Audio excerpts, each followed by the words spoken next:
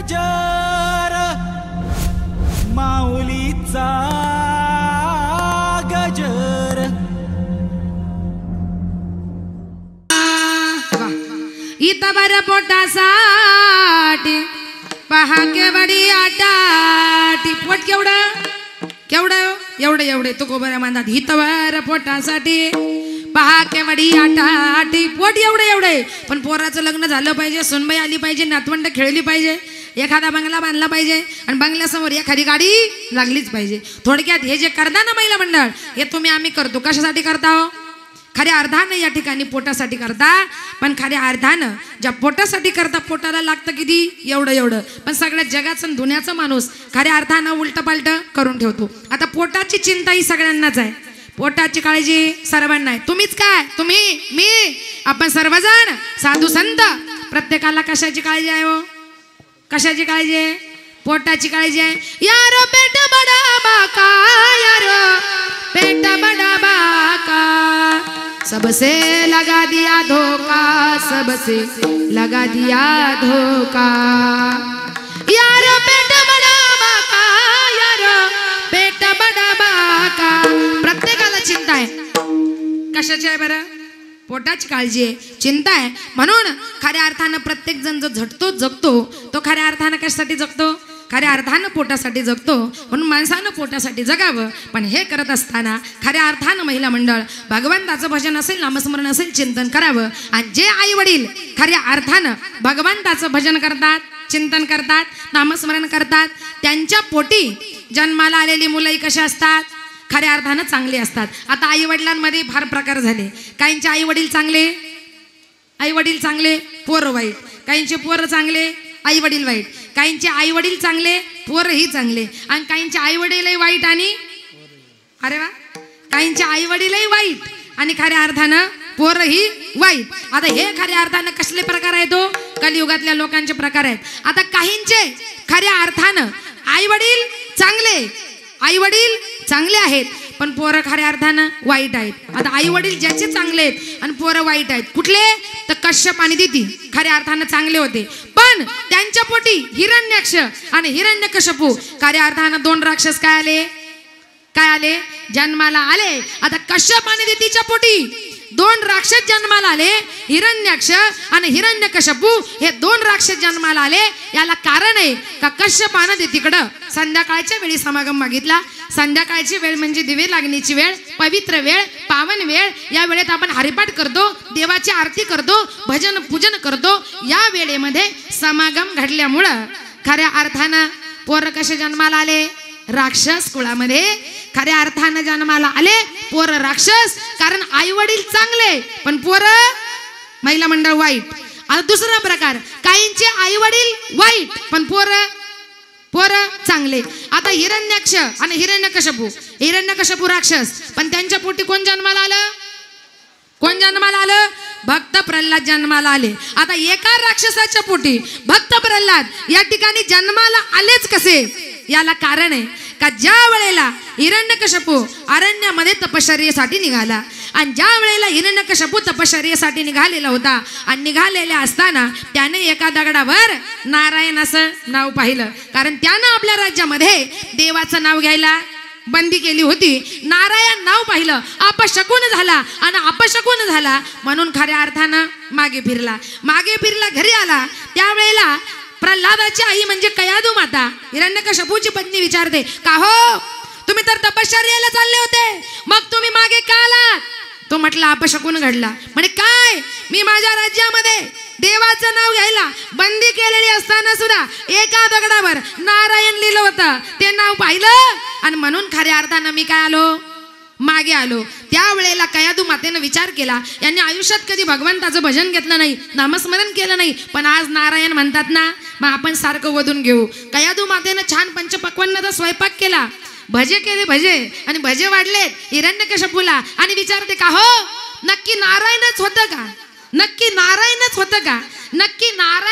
का 50 वेळा हिरण्यकश्यपूकडून नारायण हे वधून घेतलं आणि दोघांचा समागम झाला परिणामी चित्तामध्ये नारायण असल्यामुळं कुणासारखा मुलगा जन्माला आला कुणासारखा मुलगा जन्माला आला? भक्त प्रल्हादासारखा मुलगा जन्माला आला. आई वडील वाईट असून सुद्धा भगवंताचं नकळत जरी चिंतन झालं तरी खऱ्या अर्थानं मुलं हे चांगले काय येतात? जन्माला येतात. म्हणून जरी ते राक्षस कुळातले असले तरी त्यांच्या पोटी कोण जन्माला आलं? भक्त प्रल्हाद जन्माला आला.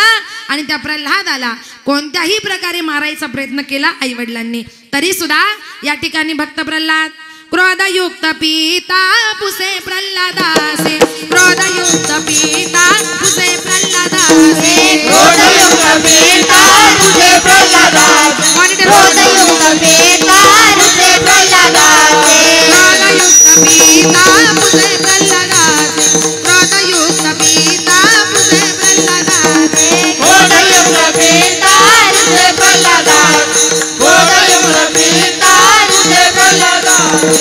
सांग ऋषिकेश, सांग ऋषिकेश, कोठे आहे, कोठे आहे, हा हा हा.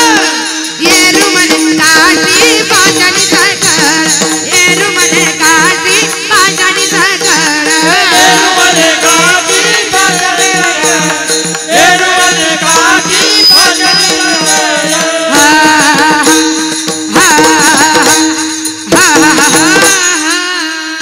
क्रोधयुक्त पिता पुसे प्रल्हादासी, सांग ऋषी केसी कोठे आहे, येरू म्हणे काष्टी पाशानी सकळ, आहे वनमाळी जे दे दे दे.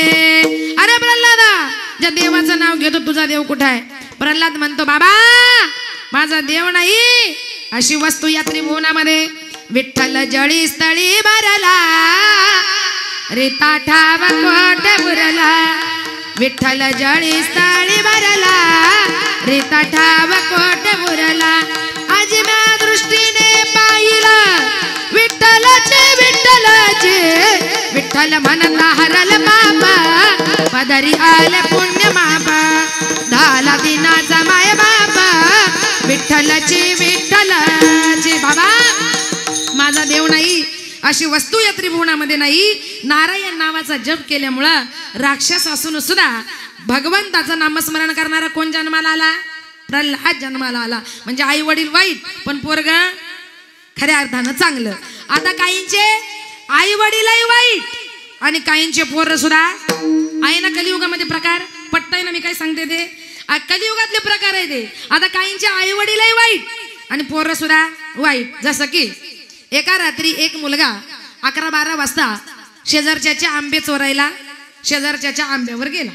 आंबे पिकले होते, आंबा पाडीला लागला होता, फार आंबे पिकले होते, पाडाचे दिवस होते. दिवसभर हा बाबा आंब्याखाली राखून बसतो, एक सुद्धा आपल्याला आंबा खाता येत नाही ना. म्हणून त्या मुलानं काय केलं तर रात्री 12 वाजता ज्या वेळेला तो आंब्याचा मालक झोपलेला आहे शेजारी, रात्री 12 वाजता बॅटरी घेतली, टॉर्च घेतला, रात्री 12 वाजता आंब्यावर गेला, आंब्यावर चढला आणि पटापटा पटापटा पाडाच्या ज्या कैऱ्या आहे त्या वरून खऱ्या अर्थानं खाली टाकू लागला, फेकू लागला.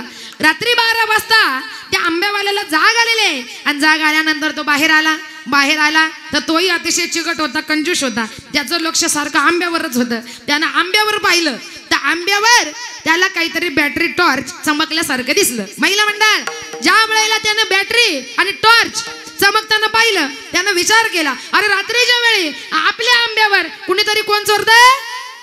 आंबे चोरतंय. आता मला गेलं पाहिजे, याला पकडलं पाहिजे. म्हणून त्यानं बॅटरी घेतली आणि बॅटरी घेऊन निघाला. पण त्याने विचार केला, मी जर बॅटरीचा टॉर्च लावून गेलो तर त्याला कळेल ना का आंब्याचा मालक आलाय, म्हणून मला टॉर्च लावून जमणार नाही. त्यानं बॅटरी बंद केली आणि अंधारात निघाला. कसा बसा आंब्या खाली आला आणि खालून वर पाहायला लागला आणि खालून वर फोकस लावला बॅटरीचा त्याच्या तोंडावर आणि त्याच्याकडे पाहायला सुरुवात केली. कोण आहे रे? कोण रात्रीच्या वेळी आंबे चोरतोय? तर तो शेजारीच होता. तो अतिशय गप्प बसला आणि असं हातावर या ठिकाणी डोकं टेकवलं. त्याने वाकडं तिकडं होऊन पाहतो तर अरे बापरे, आपला शेजारी आहे. तो म्हणतो, का रे दिवसा ढवळ्या गोड गोड बोलतो, दिवसा ढवळ्या गोड गोड गप्पा मारतो आणि रात्रीचे माझ्या झाडावरचे माझेच आंबे तोडतो. थांब, तुझं नाव तुझ्या बापाला सांगतो. काय म्हटला? थांब, तुझं नाव तुझ्या बापाला सांगतो. त्यावेळेला तो मुलगाही जरा आगावच होता. तो म्हणतो, तुम्ही माझं नाव कोणाला सांगणार? म्हणे तुझ्या बापाला. तो म्हणे तुम्ही काय माझ्या बापाला नाव सांगता? मी एका फांटीवर आंबे तोडतोय आणि त्यानं टॉर्च बापावर लावला, म्हणे बघा माझा बाप त्या फांटीवर आहे. म्हणजे ज्याचा बापही आंबे चोरतो आणि पोरगाही आंबे चोरतो, सांगायचं कोणाला? याला कारण आहे आई वडीलही वाईट आणि पोरही वाईट. विठाला विठाला विठाला विठाला